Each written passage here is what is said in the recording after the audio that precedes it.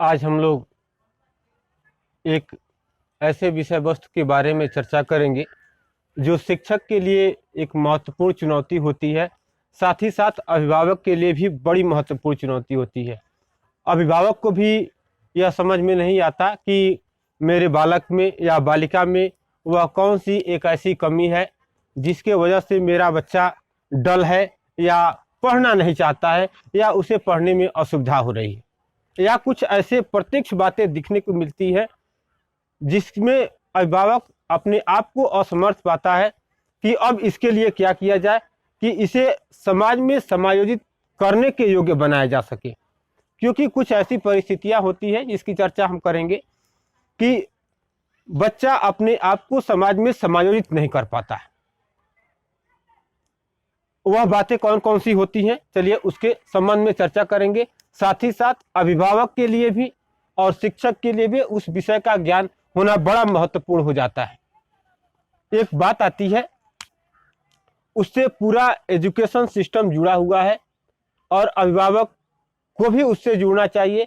शिक्षक का एक नैतिक दायित्व जो होता है कुछ स्पेशल एजुकेशन को लेकर के, जहाँ पर शिक्षक उससे जुड़ता है तभी वैसा वह कार्य कर पाता है। संपूर्ण बातों की चर्चा करेंगे। एक विषय है अधिगम असमर्थता। अधिगम असमर्थता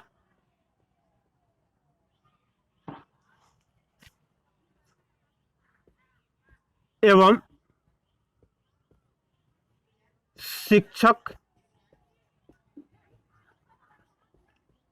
की भूमिका।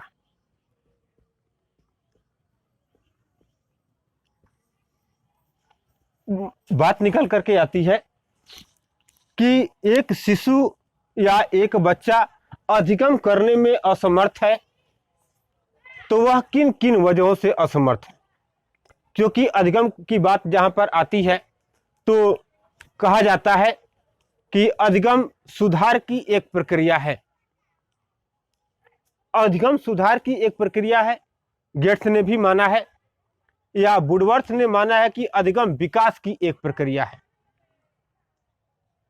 यानी कि सीखना विकास को बढ़ावा देता है, वह एक प्रोसेस के अंतर्गत होता है। तो क्या कुछ ऐसे बच्चों के साथ भी वह प्रोसेस लागू होता है कि वह प्रोसेस अगर अपनाया जाए तो बच्चे का विकास हो सकता है? जरूर हो सकता है।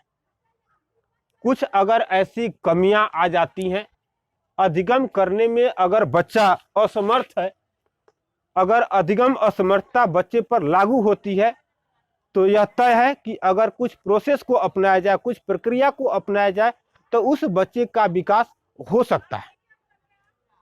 जैसा कि वुडवर्थ ने माना है, जैसा कि गेट्स ने माना है। अगर इन दोनों विद्वानों के उस परिभाषा पर विचार करें कि अधिगम सुधार की प्रक्रिया है जैसा कि गेट्स ने कहा है, या अधिगम विकास की प्रक्रिया है जैसा कि वुडवर्थ ने कहा है, तो इन बातों को ध्यान में रखते हुए यह तो लागू होता ही है कि हाँ यह संभव है। अब यह असमर्थता किस किस रूप में आती है एक शिक्षक के सामने कि बच्चा अधिगम नहीं कर पाता है, तो हम चर्चा करना चाहेंगे। कुछ विषय वस्तु को लेकर के हम बात करेंगे। पिछले समय में हमने एक दो चार वीडियो भी बनाया है जिसमें उन विषय वस्तुओं की हमने चर्चा की है। यह विषय वस्तु मात्र एक लेक्चर नहीं है, इसमें TET, B TET, C TET या सुपर टेट से संबंधित बहुत सारे प्रश्न इससे बन करके आते ही आते हैं, जिस विषय वस्तु की हम चर्चा करेंगे। कुछ बच्चे समाज में ऐसे पाए जाते हैं, डिवाइड करके हम बता देते हैं। विजुअल इम्पेयर्ड, वीआई की अगर चर्चा करें, जिसे दृष्टि बाधित कहा जाता है। दृष्टि बाधित, अगर दृष्टि बाधित बच्चा है तो उसे भी अधिगम करने में कठिनाई महसूस होती है। विजुअल इम्पेयर्ड तो हो गया कि वह दृष्टि बाधित है। हियरिंग इम्पेयर्ड या चाहे की अगर बात करें, श्रवण बाधित,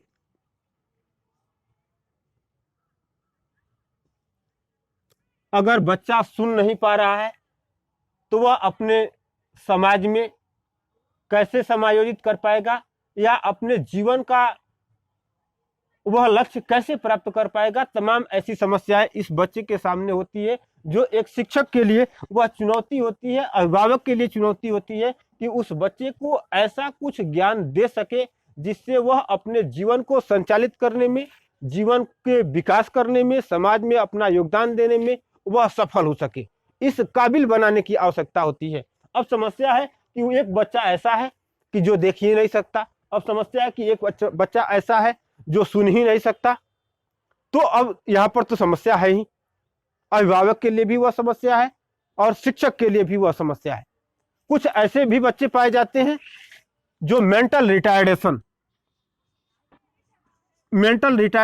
MR, मानसिक मंदता,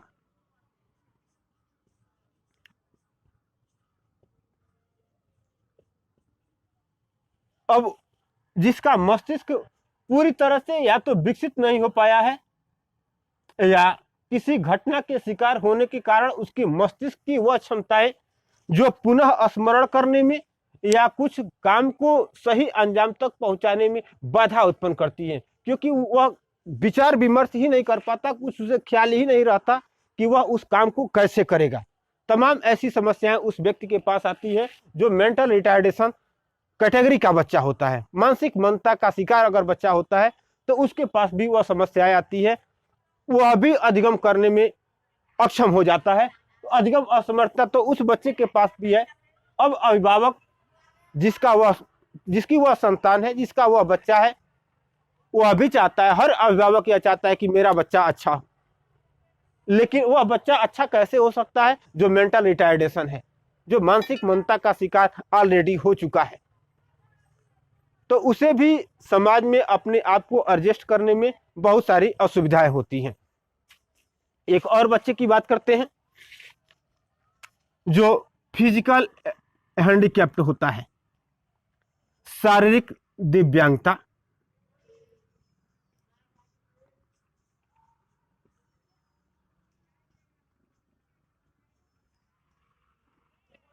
जैसे पोलियोग्रस्त हो जाना या एक्सीडेंट में हाथ या पैर को गंवा देना। अगर ऐसी परिस्थितियां किसी बच्चे के साथ हैं या किसी अन्य बीमारी का अगर वह शिकार हो जाने की वजह से उसका हाथ सही प्रकार से काम नहीं करता, पैर सही प्रकार से काम नहीं करता, या शरीर में कोई ऐसी डिसेबिलिटी आ गई है, तो वह भी बच्चा किसी काम को करने में, वह अधिगम करने में अपने आप को असमर्थ पाता है। चर्चा करेंगे हम बारी बारी से इसकी कि वह कैसे बातें आती हैं।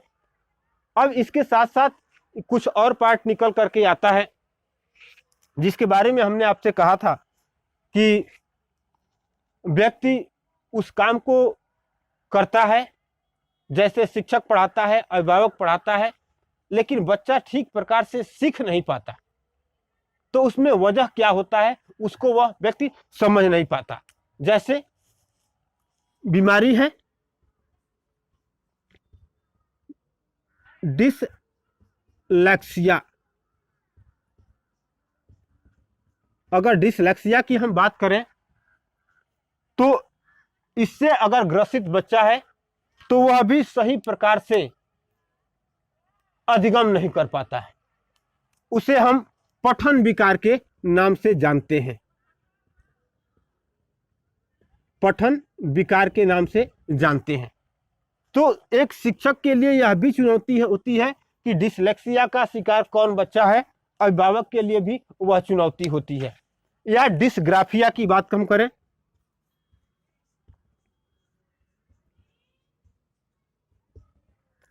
तो यह बच्चा अगर डिसग्राफिया का शिकार है तो वह शब्दों को लिखने में उसे कठिनाई महसूस होती है। वह कुछ शब्द को लिख रहा है तो उसमें अक्षरों को वह छोड़ देता है। यह लेखन विकार से संबंधित होता है। अब इसे लिखने में असुविधा हो रही है तो अभिभावक के लिए यह भी चुनौती है, एक शिक्षक के लिए यह भी चुनौती है कि डिसग्राफिया से संबंधित बच्चों को कैसे एडजस्ट किया जाए, उसके अधिगम को कैसे बढ़ावा दिया जाए। या अगर बात करें हम डिसकैलकुलिया की, डिसकैलकुलिया की अगर हम बात करें तो डिसकैलकुलिया गणितीय विकार से संबंधित है। तो अगर गणित के सवाल को हल करने में बच्चे को यहां पर भी कठिनाई होती है। मैं अधिगम असमर्थता के कुछ पार्ट को बता करके फिर उसके बारे में विस्तार से मैं चर्चा करना चाहता हूं कि क्या हो सकता है और क्या क्या संभावनाएं बनती हैं। या डिसमिथिया की अगर हम बात करें तो डिसमिथिया भी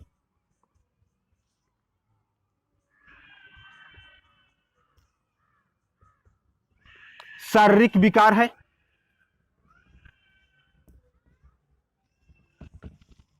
यह तमाम ऐसे विकार निकल करके आते हैं। डिस्प्रेक्सिया है,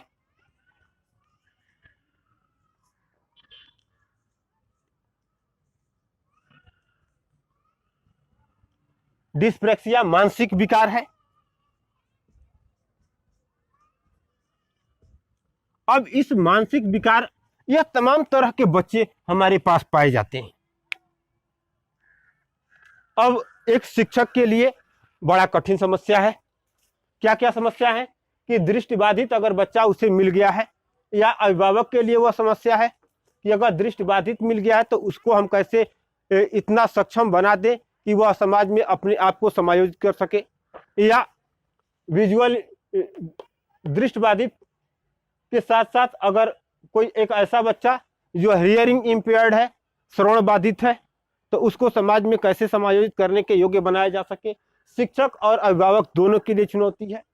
मेंटल रिटार्डेशन है, फिजिकल हैंडीकैप्ट है, डिसलेक्सिया का शिकार है, डिस्ग्राफिया का शिकार है, डिसकैलकुलिया का है, डिसमिथिया का है, या डिस्प्रेक्सिया का है।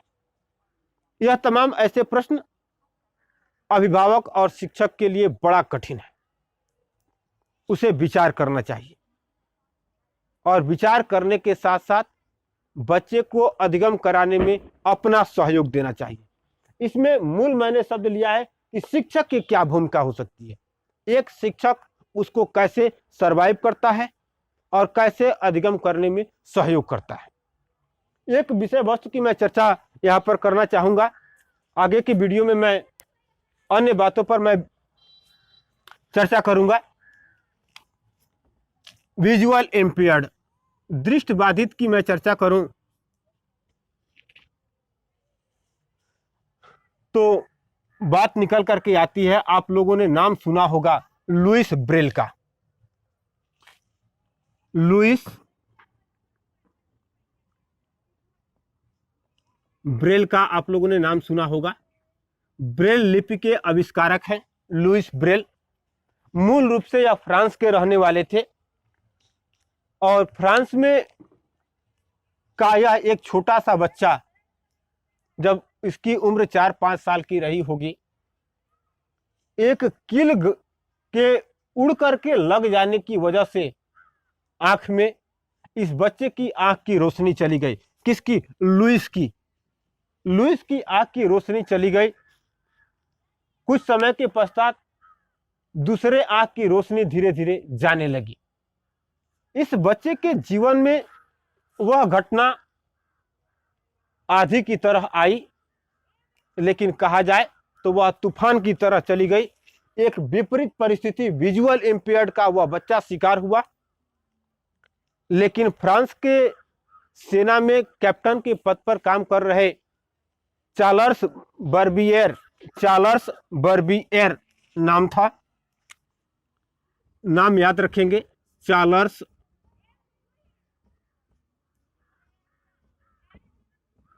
बर्बिएर।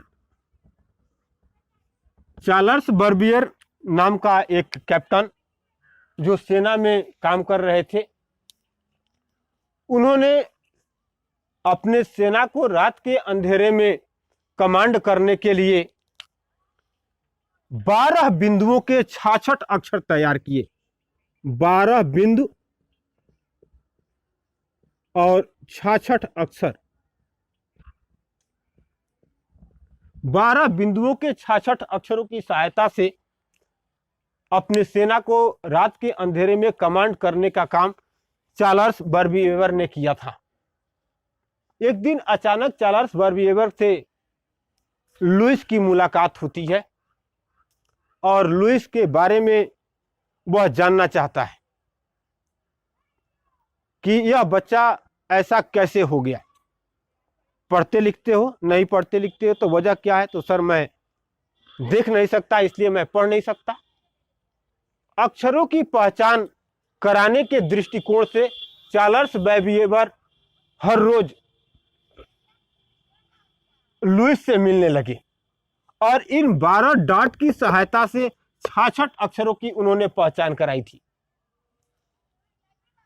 उसके वह शिक्षक बने चार्ल्स बर्बिएवर, किसके? लुईस के।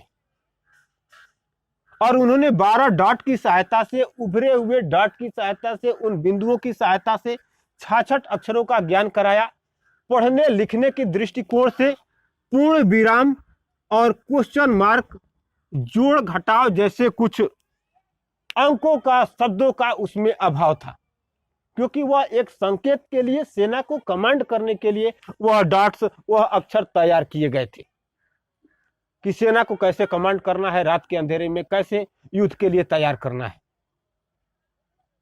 चार्ल्स बर्बिएवर ने बार बार प्रयास किया तो अंतिम समय में एक ऐसा समय आया कि जब आज लुईस ब्रेल के द्वारा जो यह ब्रेल लिपि तैयार कर दी गई है, वह ब्रेल लिपि 6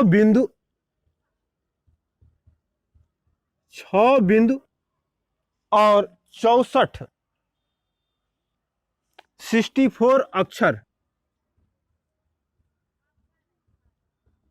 64 अक्षरों का एक ऐसा खाका तैयार किया गया जिससे आज इतिहास के पन्नों में पढ़ा जा रहा है। और उन्होंने अपना नाम परिवर्तित करके उस ब्रेल लिपि के आधार पर लुईस ने अपना नाम लुईस ब्रेल रखा था। अभी 2009 में ही जब 200 वर्ष उनके लुईस ब्रेल के 200 जन्म दिवस के 200 वर्ष जब पूरे हुए हैं, तो डाक टिकट भारत सरकार ने भी जारी किए। 2009 में जारी किया भारत सरकार ने। रामायण, महाभारत, गीता, अन्य ऐतिहासिक ग्रंथों को ब्रेल लिपि में भारत सरकार ने भी उपलब्ध कराया है, लंबे समय से उपलब्ध है। अन्य स्थानों पर प्रिंटिंग प्रेस भी स्थापित किए गए हैं जो सप्ताह में और 15 दिनों पर उपलब्ध कराया जाता है ऐसे डिसेबल दृष्टिबाधित बच्चों को पढ़ने के लिए कि समाचार से वह अवगत हो सके, देश की घटनाओं से वह अवगत हो सके। तो व्यक्ति को क्या आवश्यकता होती है कि व्यक्ति एक ऐसे कार्य को करे कि जिससे वह समाज को सही दिशा निर्देश दे सके। लुईस ब्रेल ने ब्रेल लिपि का आविष्कार किया। एक व्यक्ति जो सामान्य था, लेकिन उसके जीवन में कुछ ऐसी आकस्मिक घटनाएं घटी और एक ऐसे व्यक्ति से मुलाकात हुई कि जिन्होंने पढ़ना लिखना सिखाया मत, एक तरह से उंगली पकड़ करके चलना सिखाया, लेकिन उस कैटेगरी के उन तमाम देश और विदेश के लोगों को लुईस ने दौड़ना सिखाया।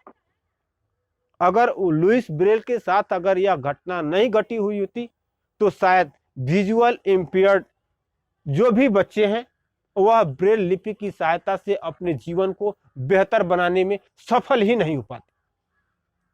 तमाम ऐसे आपको उदाहरण समाज में मिल जाएंगे। अब यहां पर बात आती है कि शिक्षक की भूमिका क्या होती है। तो अब तो वर्तमान परिवेश में भारत सरकार ने बीएड कॉलेजों में जो सामान्य बच्चे हैं उन्हीं के अनुरूप एक विजुअल इम्पेयर्ड, हियरिंग इम्पेयर्ड और मेंटल रिटार्डेशन की कक्षाएं खोल रखी हैं। और ऐसे ही शिक्षक तैयार किए जाते हैं जो बच्चे जर्नल होते हैं, जो शिक्षक जर्नल होते हैं, वह विजुअल इम्पेयर्ड को पढ़ाने के लिए आंख पर काली पट्टी बांध करके।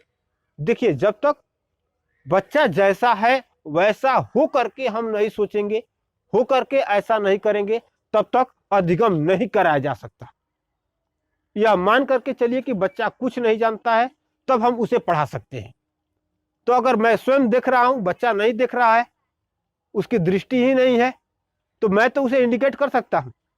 लेकिन अगर मैं भी उसके साथ अगर ब्लाइंड बन जाऊं, वह डिसेबिलिटी मेरे भी अंदर उस समय के लिए आ जाए जिस समय मैं टीचिंग करा रहा हूं, मैं अधिगम करा रहा हूं, मैं उसे सिखा रहा हूं, तो विजुअल इंपेयर्ड बन करके शिक्षक ट्रेनिंग लेता है, वह ब्रेल स्लेट पर लिखना सीखता है, ब्रेल लिपि लिखना सीखता है, फिर उसे पढ़ना सीखता है, फिर जाकर के वह टीच करता है। वह सामान्य व्यक्ति ही सीखता है, लेकिन टीच करते वक्त या टीचिंग करते वक्त वह डिसेबल बन करके ऐसा एहसास करके कि हम ऐसा हैं, तो उसे पढ़ाया जा सकता है। वैसे ही हियरिंग इंपेयर्ड बच्चों के साथ होता है, मेंटल रिटार्डेशन बच्चों के साथ होता है। फिजिकल डिसेबिलिटी में एक बात आती है कि वह सब कुछ देख रहा होता है। ध्यान देंगे, वह सब कुछ देख रहा होता है, शारीरिक दिव्यांगता का वह बच्चा। अब यह सब कुछ देखने के दृष्टिकोण से समाज में वह अपने आप को सरवाइव नहीं कर पाता है। जैसे कि वह खेल नहीं सकता, उसके लिए अलग अलग खेल की आवश्यकता होती है।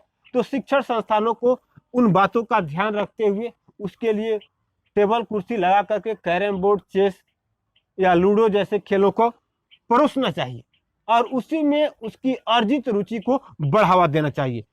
विजुअल इंपेयर्ड बच्चों को क्लास के पहले बेंच पर स्थान देना चाहिए और फिजिकल डिसेबल्ड बच्चों को भी क्लास में पहले बेंच पर स्थान देना चाहिए। यह शिक्षक की अपनी महत्वपूर्ण भूमिका है। अगर ऐसा शिक्षक कर पाता है तो उसकी असमर्थता वहां पर गौण हो जाएगी और अधिगम करने के लिए वह बच्चा प्रेरित होगा और सही प्रकार से बच्चा अधिगम कर पाएगा। बस आज के लिए इतना ही। अगर आप बीएड, बीटीसी, डीएलएड के विद्यार्थी हैं या कर चुके हैं, अगर आप बीटेट, सीटेट या सुपर टेट की तैयारी कर रहे हैं या कहीं आप एजुकेशन की दुनिया में जाना चाहते हैं, तो यह तमाम विषय आपसे जुड़े हुए हैं। इस विषय की जानकारी आपको होनी चाहिए। प्रतियोगी परीक्षा में यह प्रश्न पूछे जाते हैं। अगर आपको यह महत्वपूर्ण लगा हो तो आप इस वीडियो को लाइक करें, शेयर करें और सब्सक्राइब कर दें, ताकि मैं जैसे ही कोई एजुकेशनल वीडियो पोस्ट करूं आपको जल्द से जल्द मिल जाए। बस आज के लिए इतना ही। Thank you.